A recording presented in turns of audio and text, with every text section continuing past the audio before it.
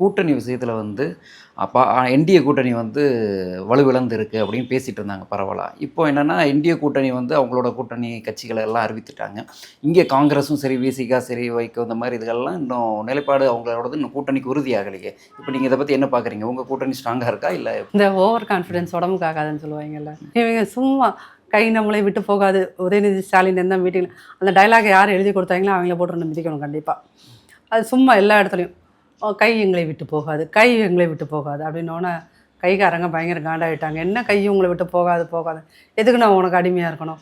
நான் உங்கள் எல்லாத்தையும் 18 எம்எல்ஏ வச்சுருக்கேன், எங்கள் 18 எம்எல்ஏவையும் நீங்கள் மதிக்கிறதே இல்லை அப்படிங்கிற ஒரு குற்றச்சாட்டு வந்து பெரிய அளவுக்கு ராகுல் காந்தி கூட போனதுக்கப்புறம் வந்து அது அந்த நேரம் பார்த்து இந்த பக்கம் விஜய் ஒரு கட்சியை ஆரம்பித்தோன்னா சரி நமக்கு ஒரு ஆப்ஷன் இருக்குல்ல அப்படிங்கிற இடத்துல எல்லாரும் தாவேக்கா போகலாம்னா அவங்கள்ட்ட ஒரு குரூப் வந்து நம்ம தாவேக்கா போகலாம் அப்படிங்கிற ஒரு இடத்துக்கு வந்துட்டாங்க. இன்ன வரைக்கும் ராகுல் காந்தியை வந்து எனக்கு தெரிந்த வகையில் எனக்கு கிடைச்சிருக்க சோர்ஸ் படி ராகுல் காந்தியை வந்து தாவேக்கா பக்கம் போகிறதா இல்லையா அப்படிங்கிறதுல ஒரு ஆசிலேஷனில் இருக்கார். இன்றைக்கி அவங்களுக்கு மீட்டிங் நடக்குது.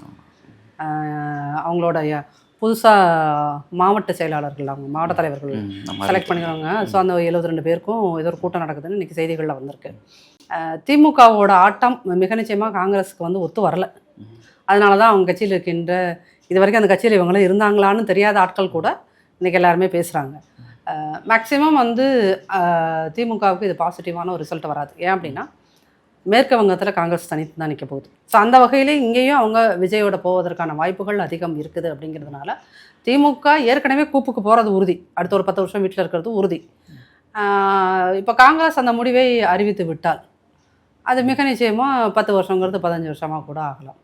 அது உதயநிதி வந்து சிஎம் ஆகிறது கனவு வந்து கனவாகவே போகிறதுக்கும் வாய்ப்பு. திமுகவே வந்து அவங்க நிலைப்பாடே வந்து காங்கிரஸ் போனால் போகட்டும் அப்படிங்கிற மாதிரி இருக்கிறாங்களா? இப்படி காங்கிரஸ் இல்லாமல் திமுக காங்கிரஸ் போயிடுச்சுன்னு வச்சுக்கோங்க, திமுகலேருந்து காங்கிரஸ் போயிடுச்சுன்னா திமுக ஒரு செத்த பணம் சார். அது ஒரு செத்த லிட்டரலாக அது ஒரு செத்த பணம். சரிங்களா? கூட்டணி இல்லாமல் அது கூட்டணி இல்லாமல் அது தன்னோட வாழ்க்கையில் ஜெயிச்சதே கிடையாது. இப்போ அந்த கடந்த 3 தேர்தல்கள், சட்டமன்றம் பாராளுமன்ற தேர்தல்கள் எல்லாம் அது காங்கிரஸ் காலில் தான் திமுக விழுந்து கிடக்குது.